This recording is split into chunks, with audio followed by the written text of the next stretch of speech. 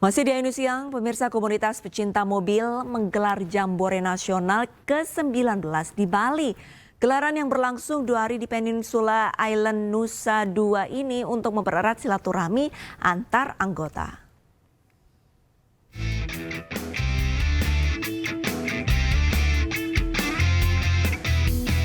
Mengusung tema Harmony in Motion, Jambore Nasional ini menjadi momentum mempererat ikatan pemilik Mercedes-Benz di seluruh Indonesia.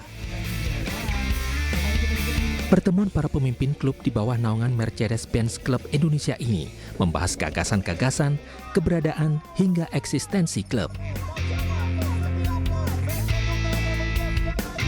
Jambore Nasional dihadiri oleh 116 klub Mercedes-Benz, seluruh Indonesia dan lebih dari 10 klub dari 2 negara.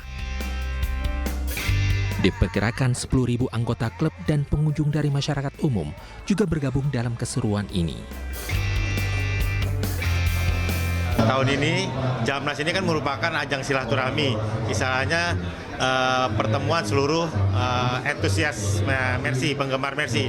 Jadi tidak hanya member dari MB Club Indah sendiri, tapi seluruh teman-teman atau rekan-rekan yang memiliki mobil Mercy boleh hadir ke acara ini. Karena ini ajang pertemuan para penggemar mobil Mercy. Jambore Nasional Mercedes-Benz Club Indonesia turut didukung oleh berbagai pihak. Salah satunya adalah BRI Insurance.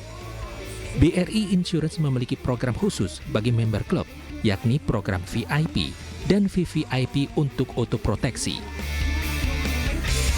Para member bisa tentunya menggunakan jasa yang dimiliki oleh BRI Insurance, di mana kami punya program khusus untuk para member yang ada, di mana kami punya program VIP dan VVIP untuk otoproteksi. Itu dari kami, BRI Insurance. Semoga Jamnas Mercedes-Benz Club Indonesia semakin sukses dan semakin berjaya. Berbagai agenda turut memeriahkan pelaksanaan Jambore Nasional Mercedes-Benz Club Indonesia. Di antaranya car show, foto kontes, festival kuliner, UMKM, serta pemecahan rekor mudik konvoi terpanjang di Indonesia yang melewati tol laut Bali Mandara. Dari Badung, Bali, Agus Sugiana, iNews melaporkan. Pemirsa, lembaga arbiter internasional terkemuka dan terpercaya di 90 negara memberikan penghargaan kepada puluhan pemilik merek terkemuka di Indonesia. Penghargaan ini menjadi bukti kinerja dan kesuksesan strategi bisnis di tengah situasi ekonomi global.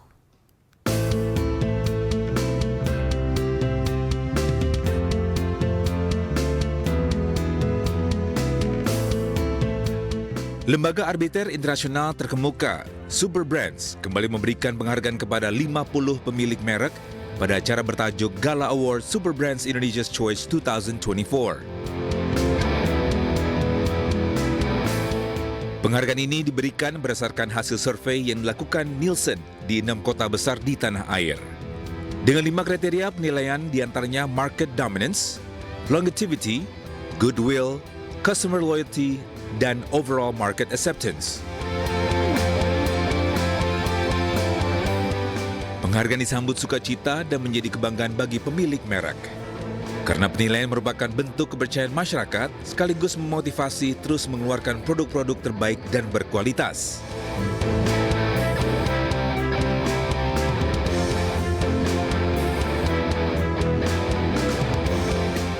Berterima kasih dan bersyukur atas award ini. Bagi kita ini makna bahwa kerja keras kita selama ini untuk membina, untuk mendevelop brand Lighthouse ternyata diterima di masyarakat.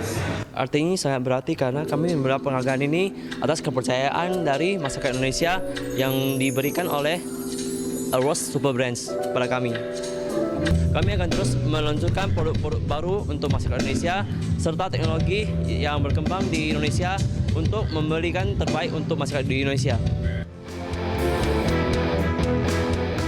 Menariknya lagi pada Gala Award Super Brands Indonesia's Choice 2024 ini, penyelenggara menampilkan tema budaya Makassar, khususnya proses pembuatan kapal pinisi dengan maksud agar menjadi cerminan pentingnya proses perencanaan, produksi hingga peluncuran produk. Dari Jakarta, Tim Liputan iNews melaporkan.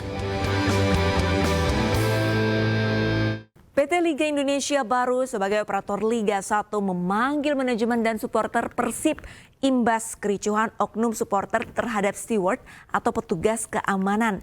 PT LIB juga memberikan rekomendasi kepada manajemen Maung Bangun untuk memberi sanksi internal.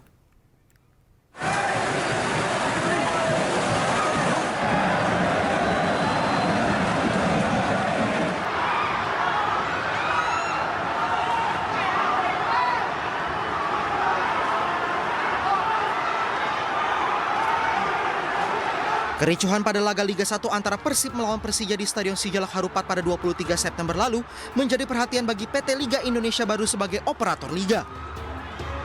Pihaknya sudah memanggil manajemen dan supporter Persib Bandung untuk meminta penjelasan. Terkait sanksi, PT LIB menyebut akan menyerahkan sepenuhnya ke Komisi Disiplin PSSI. PT LIB juga memberikan rekomendasi agar manajemen Persib memberi sanksi internal kepada sejumlah oknum yang memicu kericuhan. Liga pada posisi meminta kepada Persib supaya memberikan sanksi-sanksi di internalnya mereka karena pemicu tadi. Ya, itu layaknya kita ini kan korporasi, Persib juga korporasi. Kita nggak bisa masuk areanya mereka karena mereka punya aturan dan SOP sendiri di dalam manajemennya Persib.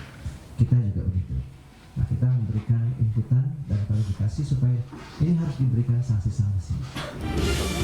Sementara itu, polisi menangkap 6 oknum supporter yang menganiaya 8 petugas keamanan atau steward saat laga Persib melawan Persija. Keenam tersangka mengeroyok steward karena emosi adanya isu pelecehan seksual yang dilakukan petugas keamanan terhadap supporter wanita saat laga Persib melawan Port FC di Liga Champions Asia 2 pada 19 September lalu. Akibat kejadian ini, ke-8 steward terluka di mana 1 diantaranya terkena hantaman benda tumpul di punggung dan kepala. Tim Liputan iNews melaporkan. Sejumlah pebalap MotoGP bersama Moto2 dan Moto3 menghijaukan kawasan sirkuit Mandalika dengan melakukan penanaman pohon. Langkah ini sebagai bentuk kepedulian pebalap terhadap lingkungan di Mandalika.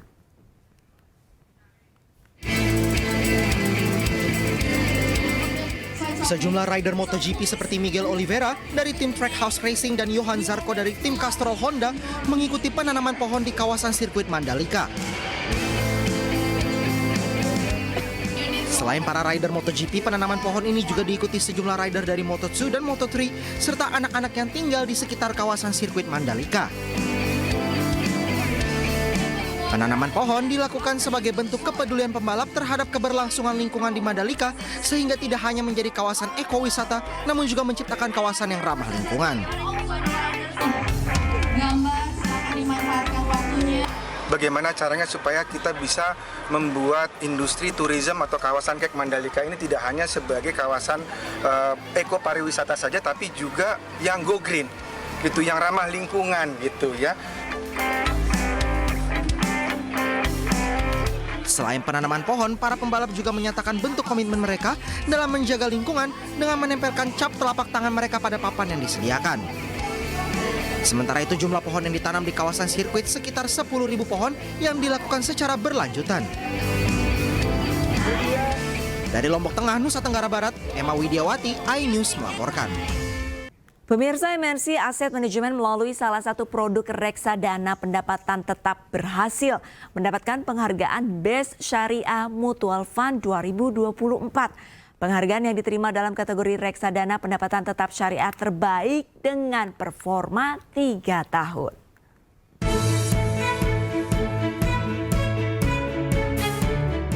Produk reksadana dan pendapatan tetap dari MNC Asset Management, yakni MNC Dana Syariah, berhasil meraih penghargaan dalam ajang Best Syariah Awards 2024 yang diselenggarakan oleh investortrust.id dan Infovesta Utama. Dengan diterimanya penghargaan Best Syariah Mutual Fund 2024 ini menjadi bukti komitmen MNC Asset Management dalam mengelola investasi reksadana dan memberikan imbal hasil yang terbaik untuk nasabah. Hanya itu, penghargaan ini juga menandakan bahwa MNC Asset Management adalah manajer investasi terpercaya dan profesional. Ini adalah award yang ke-56 yang didapatkan oleh PT MNC Asset Management, dan untuk produk yang sama, MNC Dana Syariah, di tahun ini adalah award yang kedua yang didapatkan untuk best performance untuk yang reksadana syariah pendapatan tetap.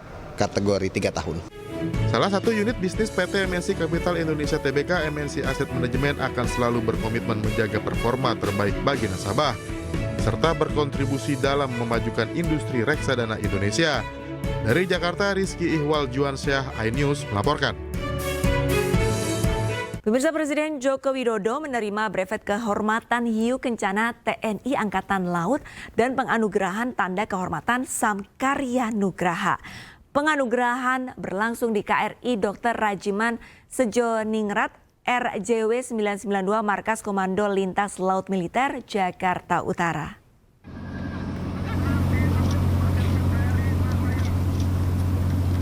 Brevet ini merupakan salah satu bentuk penghormatan dan penghargaan TNI Angkatan Laut khususnya Satuan Kapal Selam. Penghargaan ini diberikan kepada tokoh warga maupun prajurit di jajaran yang dipandang berjasa dan memberikan perhatian perjuangan bagi TNI Angkatan Laut. Tak hanya Presiden Jokowi, brevet juga akan diberikan kepada Wakil Presiden Ma'ruf Amin, Menteri Pertahanan Prabowo Subianto, Menteri Sekretaris Negara Pratikno, Menteri Agraria dan Tata Ruang Agus Harimurti Yudhoyono, Menteri Kelautan dan Perikanan Sakti Wahyu Trenggono, dan Menteri Pekerjaan Umum dan Perumahan Rakyat Basuki Hadi Mulyono.